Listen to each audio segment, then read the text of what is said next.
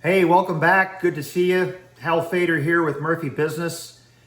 The last couple of Business Broker 101 videos have focused on the sell side representation. We've been talking about seller discretionary earnings and multiples and business valuations. Today I'd like to talk about buyer side representation and the strategic acquisition and search of the business from a buyer side. And just like on the sell side, there are process steps. And the more time that you spend up front defining that target for the acquisition, the better. So there are obviously category considerations, there's investment funding considerations, there's geography, business category, and timeline. So once we have a good discussion with the buyer company criteria, both internally, and then we also look at the externals, the situation assessment. Right now, there's a lot of consolidation going on in the industry, a lot of disruption. Even before the coronavirus came to be, there was those things going on. And so it's actually a very ripe time for business acquisition if you're a strategic buyer. So today I'd like to just kind of talk through some of the key steps in that process. First is the target profile definition.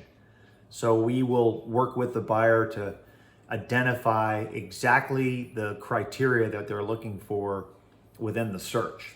Again, geography, category, investment, funding, those type of considerations. How long the company has been in the business, do they have a management team in place, etc.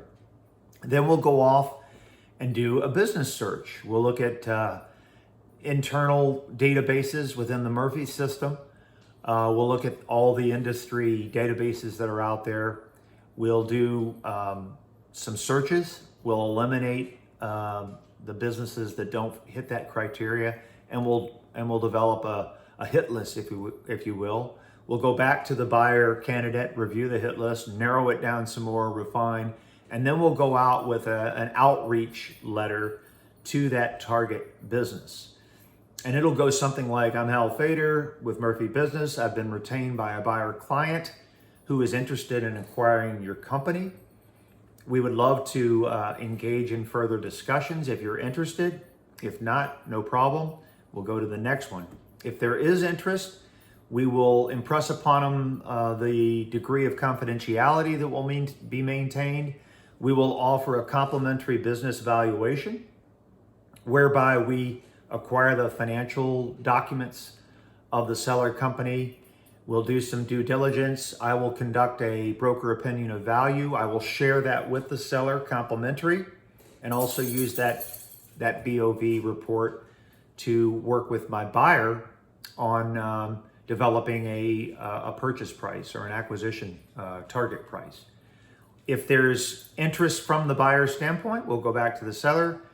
We will come with a letter of intent, which specifies the key parameters of the acquisition, non-binding on both parties, or we will move into a purchase contract, which is a formal offer to purchase, legal contract with escrow funding in there.